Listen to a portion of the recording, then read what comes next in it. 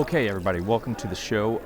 Bringing you a little bit of news today, just so you kind of have a sense for what's going on in the residential housing market. It's not the most thrilling stuff in the world, but it is things that if you plan on being in that market of buyers or even sellers for that matter, it's just some basic stuff that you should know. Before we get into it, you can go to 1911syndicate.com. If you ever need real estate help, that is what we do. We're a nationwide business. We're a boutique business, right? We're kind of a niche brand. We work with a lot of law enforcement, military, people that like guns and whiskey and shit like that. So if you ever need help, go there. We'll get you helped out. Okay, so just a couple bits of news, relatively straightforward. Here will be a quick video. Median home price on an annual basis, okay, dropped for the first time in 131 months. That's newsworthy. You know, on average, the price of homes dropped ever so slightly. And I mean, 131 months is, geez, what is that, roughly 10 years or something like that? Roughly 10 years, 9 years. The median price fell to $363,000. It's a very, very small drop. I think that it was less than 1%. I think it was like a fraction of 1%. So it is a very small drop. It's not even a drop that I would particularly pay attention to. It was so insignificant. But the West and the Northeast took the biggest hit, which is not particularly surprising.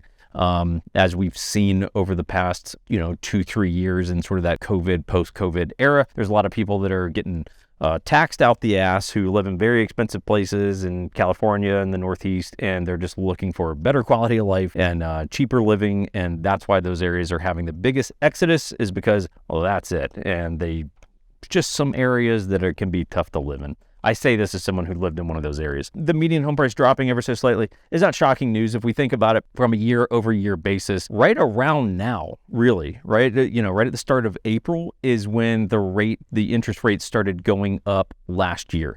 And that was, of course, done purposefully, in part to slow down the economy, and within that slow down the housing market because it was running rampant and out of control, and it was growing beyond a pace that anyone could keep up with, and people were just getting priced out of being able to buy a home. So it's not shocking to me that the home price dropped. That was the point of interest rates, was to cool this bad boy off, and it has worked. I mean, as a boots on the ground perspective, someone who helps people buy and sell houses, it has worked. Like, there's a lot less people buying houses right now because the payment is simply so much higher because of the interest rates.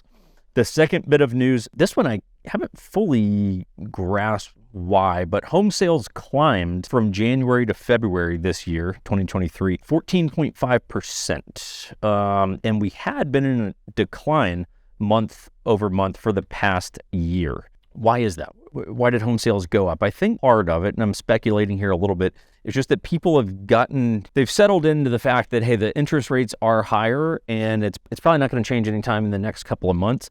Therefore, if we're just sitting it out, waiting until the rates drop, you're probably going to be waiting for a minute. So I think people have gotten accustomed to the higher rates and they're saying, screw it, man. Like, we do need to buy a house. And I think that's what it is. I think people have kind of accepted the reality of it and they're saying, well, we still need to buy a house, so let's just suck it up and do it. And once the rates drop, we will refinance. So that's it, guys. A couple basic bits of news, just some things to, kind of keep in the back of your mind. I still, in my opinion, do think it's a good time to buy a house because I think the alternative is there's going to be so much pent up buyer demand that once the interest rates drop, it's going to probably be chaos again, and it's going to just be off to the races and nuts all over again. So if you can't afford the payment right now for the next, I'm going to just say, couple years until the rates come back down, my 2 cents is I would still buy something. If it was me personally, that's how I would be looking at it, is, hey, I'm going to ride out that high interest rate and that higher payment for the next couple years and then refinance. That way I can avoid the chaos that's going to come when the rates drop and the prices start shooting through the roof and we're dealing with multiple offers and all that kind of stuff. So that's that. If you guys need real estate help, again, go to 1911syndicate.com. Subscribe to the channel if you enjoy anything you see here. We'll see you guys next time.